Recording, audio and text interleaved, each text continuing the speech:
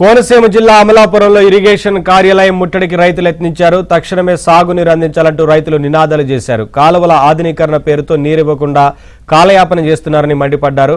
Irrigation DE తక్షణమే సమాధానం చెప్పాలంటూ రైతులు డిమాండ్ చేశారు. గురువారం సాయంత్రానికల్లా నీరిస్తామని అధికారులు హామీ ఇవ్వడంతో రైతులు ఆందోళన విరమించారు.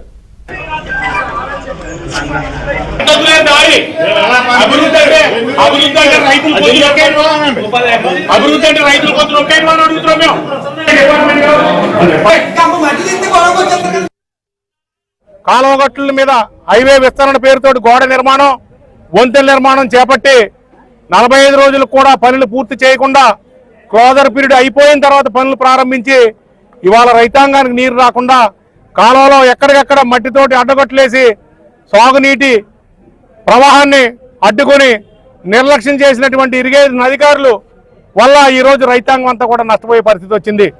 దీని మీద ఈరోజు నిరసన చేసే నిమిత్తం రైతులందరూ కూడా ఈ కలెక్టరేట్ ఎదుట ధర్నా చేసి కలెక్టర్ గారికి కూడా విజ్ఞాపన పత్రం ఇవ్వడం జరిగింది. కలెక్టర్ గారు కూడా 2 డేస్లో ఇస్తామని చెప్పేసి హామీ ఇచ్చారు.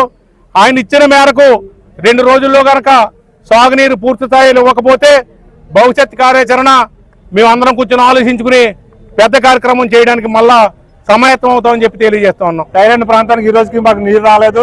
నారుమళ్ళు 50% కూడా పోయలేదు. పోసిన నారుమళ్ళు ఎండిపోతున్నాయి. అలాగే చేపల చెరువులు కూడా ఎండిపోతా డిఓ వచ్చేసి చాలా నష్టపోతా ఉన్నారు.